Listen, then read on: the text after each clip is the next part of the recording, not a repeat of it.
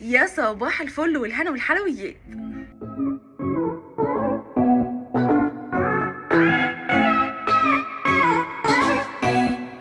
عايزه اقول لكم حاليا احنا مش متاخر، يعني احنا بدري، بس انا النهارده عندي قرايه فاتحه ومش عارفه احط ميك اب شكله ايه، مش عارفه اعمل ايه، يعني مش جاي في بالي حاجه. ما خدتوش بالكم ان احنا كنا دايما بنحب نقلد الميك اب بتاع اي مسلسل طالع ترند الفتره دي؟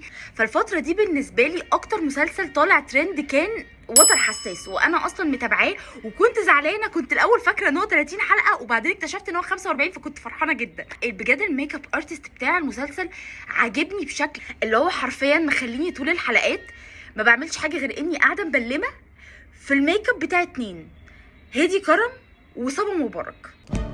انا ورشيد اتجوزنا. ازاي الاتنين قدروا يصغروهم بالشكل ده بالميك اب؟ فانا بالنسبه لي الالوان، الفينش نفسه على وشهم كان مصغرهم جدا في السن ومخليهم باينين احلى بكتير وجلوي قوي، وخصوصا الميك اب بتاع صبا مبارك. فانا قلت طيب ما اعمل النهارده ميك اب مستوحى من الميك اب اللي هما بيعملوه، يعني مش هجيب لكم زي كل مره لوك معين واقول لكم ان احنا هنعمل ده، لا مش هنعمل كده. وبالمره برضو كنت عايزه افكركم ان في اخر كل سنه لازم شيك لام تغرقنا سيل، اسعار نازله بال50 وال60% اصلا. فايه ده ايه ده؟ فمن الاخر احنا النهارده هنعمل الميك اب باكتر ميك اب من شيك لام عجبني في 2024. يلا نبدا. اول حاجه هبدا بيها خالص البرايمر ده بتاع شيك لام اللي هو اسمه بيرث داي سكين برايمر. انا دلوقتي ما عنديش غيره، يعني لسه ما جبتش اي نوع جديد، ولكن ده حبيبي، ده حبيبي حبيبي. البرايمر ده خطير للمسام علشان ده فيه سيليكون بيطلع بجد البشرة اكنها بشرة بيبي. وهرطب وشي كله بالبرايمر ده برضو اللي اسمه جود جريب من عند شي جلام، بس البيربل، لانه بيخلي البشرة جلوي بشكل اكنها بشرة ازاز، وهو ده بالظبط الشكل اللي كان معتمد عليه صبا مبارك في الميك اب بتاعها. ده ترطيب بس ملوش علاقة بالمسام. بالنسبه لي مهما عدت عليا سنين ده هيفضل حبيبي الاول والاخير يا جماعه، بموت فيه، ويمكن اكتر واحد عاجبني في كل الفاونديشنز اللي نزلتهم شي جلام.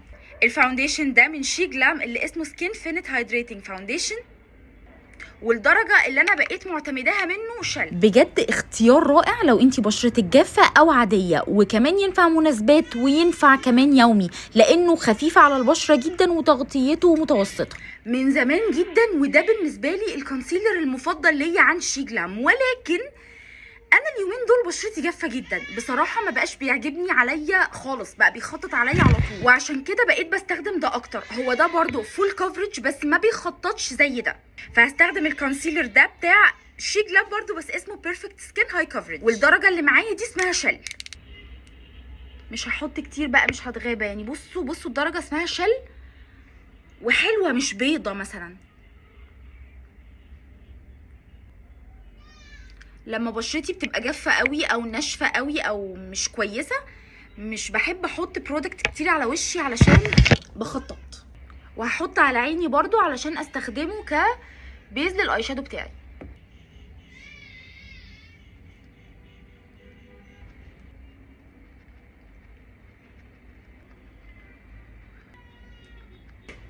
بالنسبه لي ميك اب صبا مبارك كان كله كده جلوي وصحي، وتحسي ان انت شايفه بشرتها، وعشان كده انا الاول استخدمت الفاونديشن بتاع سكين فينت، مش التاني، مش اللي هو بتاع البشره الدهنيه اللي هو اتقل منه، لا انا استخدمت الخفيف.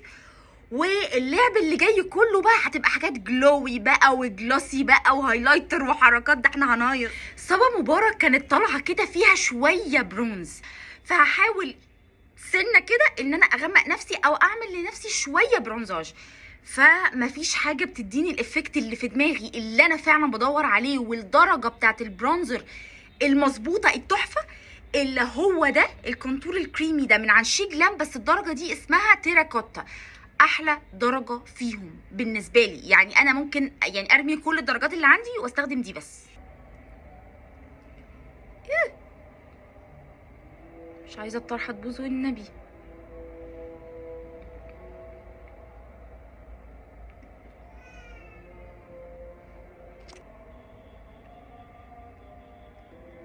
بصوا الدرجه ازاي على اورنج خطير.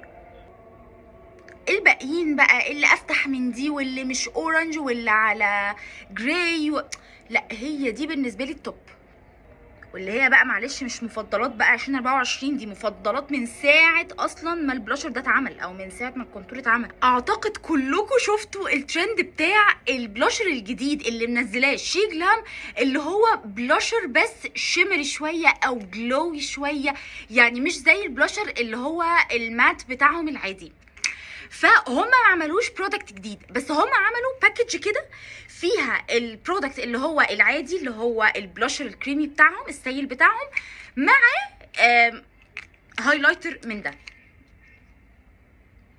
هي باكج كده وبس، يعني جايبين لها شويه اكسسوارات كده وبتاع وعاملين واي كانها يعني برودكت جديد وهي مش حاجه جديده.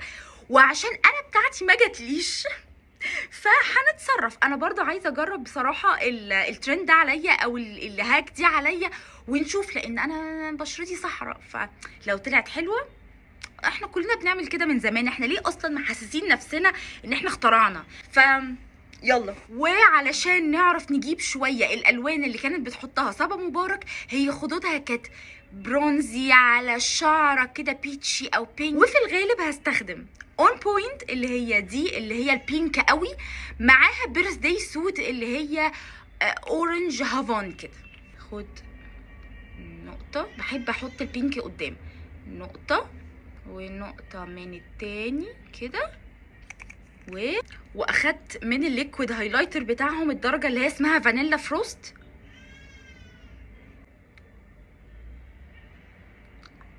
المفروض يطلع لي نفس درجه البلاشر بتاعتي بالظبط، بس تكون جلوي شويه او فيها هايلايت. بصوا هنا وبصوا هنا، بصوا هنا،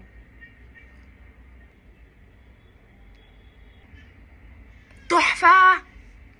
دلوقتي بقى يجي وقت التثبيت، تطلع بقى الموف، البينك، الخضراء، اللبني. انا بالنسبه لي هي دي حبيبتي، اللي هي الباودر بتاعه انستا ريدي، بس البيضه العاديه جدا الشفافه، حتى مش بلون حتى مش باي حاجه، هي دي حبيبتي. وعلشان ولا اطفي اللمعه بتاعه الفاونديشن ولا اللمعه بتاعه الهايلايتر اللي احنا حطيناه، وعلشان نطلع برضو بشره جلوي جامده، فبنحط كده وبنحاول شويه ان احنا ناخد اقل كميه باودر اللي هي بس يا دوب تثبت.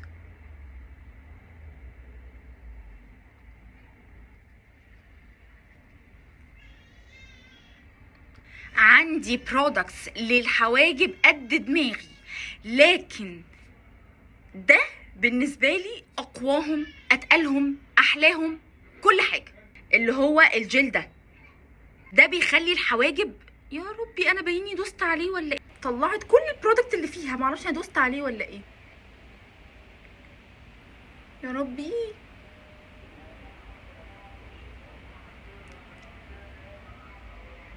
بس بصوا بقى، منتج زي ده يا جماعه ما ينفعش ان احنا نستخدمه ابدا كل يوم، يعني حاجه زي دي توقع الحواجب على طول. يعني اي شيء قوي كده للشعر يبقى مره بس، يعني مره كده في مناسبه، مش كل يوم خالص. فلو انت مثلا كنت عايزه تشتريه على اساس ان انت تحطي منه وانت نازله الشغل والكلام ده، لا لا لا لا، هاتي حاجه اخف من كده. لحد بقى ما انا حواجبي تنشف شويه، هما لونين بالكتير قوي اللي انا هحطهم على كفوني، حاجه خفيفه جدا بفرشه دمج واحده بس كبيره كده. وشايفين الباليت دي انتوا مش حاسين بقيمتها، يعني هي بغض النظر عن ان شكلها حلو ومرايتها احلى، اللي انا اصلا من ساعه ما مرايتي بتاعت شي جلام بتاعتي اتكسرت فبقيت بستخدمها. بصوا الالوان، فانا اخري مثلا ممكن اخد اللون ده كده واحطه اوزعه على جفني المتحرك كله. هي بتكون حاطه لون واحد او اتنين بس بالكتير قوي يعني.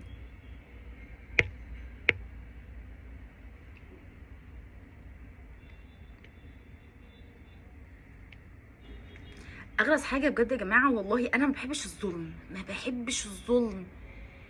يعني صبا ماشي زباله ومطلعينها زباله وخطفت رجاله وكل حاجه، لا ما لناش دعوه بالموضوع ده.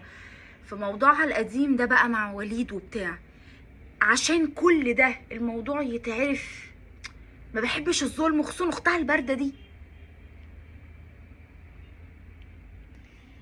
وممكن برضو اخد لون شمر وليكن ده الروز جولد ده. انتوا شايفين الالوان لونين بني، واحد افتح من واحد شويه، يعني ده غامق قوي اللي هو فيه شويه اسود. هنا عندنا مثلا ده فيه اورنج، ده بني على اورنج. دول 2 شمر، دول ما بستخدمهمش قوي يعني، بس ده اكتر واحد بستخدمه. الباليت حلوه قوي قوي وعمليه جدا. واللون اللي هو الروز جولد ده هحطه بس كده بصباعي. احلى حاجه للالوان الشمر تحطيها بايدك. ونفس اللون هوزعه برضو كده تحت عيني. لو اعيش طول عمري استخدم ماسكارا واحده فهتكون هي دي من شي جلام. بصوا بقى دي دبل فيس اللي هو بيدي فوليوم، يعني بيتخن شويه الرموش وبيديها فوليوم، والجزء التاني بيرفع الرموش لفوق وكمان بيفرقهم وبيطولهم شويه. انا بستخدم اللي هي الرفيعه دي للرموش السفليه والتخينه للرموش العلويه، عشان انا بحب ان انا رموشي تتقل شويه.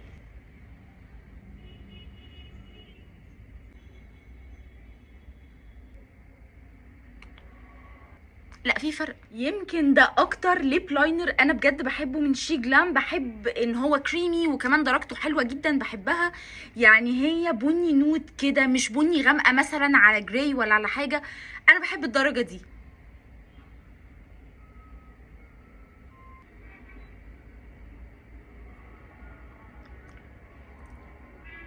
وبالنسبه للروج فانا هستخدم الروجين دول بتوع شي جلام، ده المات وده الجلاسي، والاتنين نفس الدرجه اللي هي اسمها بلوت تويست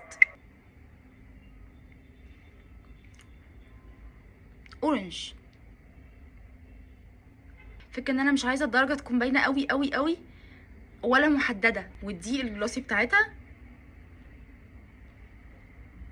مش هو ده نفس اللون بالظبط اللي بتحطه صبا سلمى؟ الدرجة دي في الروج ده تحفة بشكل حلو قوي. بالبرونزر ده بقى اللي اسمه سانسيت واك، اللي هو الدرجة دي لو واخدين بالكم هي تقريبا نفس الدرجة بتاعت تيراكوتا بالظبط اللي هي الكريمي. نحاول كده نحول نفسنا شوية برونزاج كده. حاسة ان انا المفروض اقلع اللينسز علشان ده مش لون اي حد من صناع العمل، يعني معرفش انا اخترعت كده كاركتر لوحدي. اما بقى الدباديب السكر دول فدول كانوا حبايبي السنه دي. الدرجه دي طب ما طبعا عشان الدباديب دي فمش عليهم درجات، بس هو اصلا البلاشر ده 4 درجات بس او 3 درجات بس دباديب كده، فمش صعبين يعني.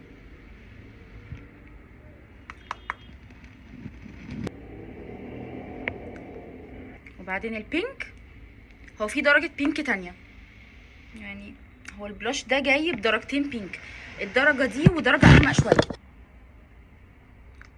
الرموش بقى يعني الطف والذذ حاجه في الدنيا.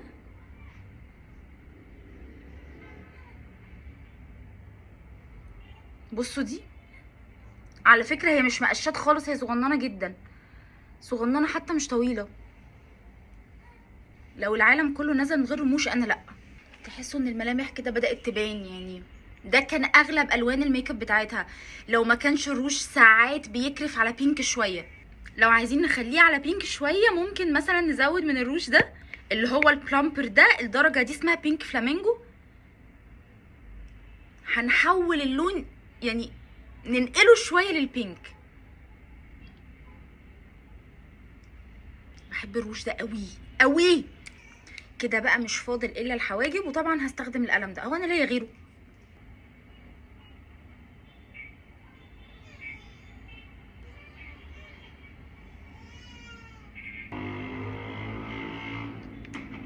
شوفوا بقى، هو اخر حاجه الهايلايتر.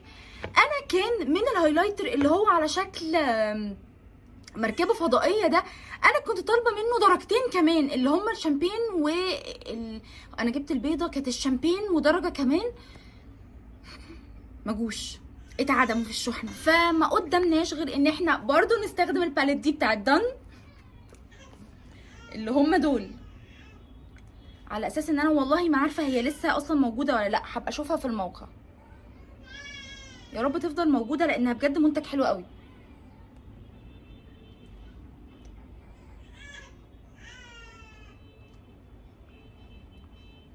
بس وده كان لوك مستوحى من ممثلات وتر حساس.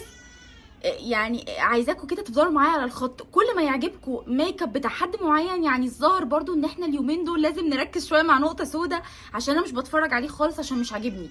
بس لو في لوكات حلوه اكتبوا لي تحت. بس كده، لو عجبكم الفيديو ما تنسوش تعملوا لايك وشير وسبسكرايب، وكمان تعملوا لي فولو على انستجرام، انا اسمي منى اشرف. وكمان ما تنسوش تشوفوا الخصومات اللي عاملاها شي جلام اليومين دول. بس كده.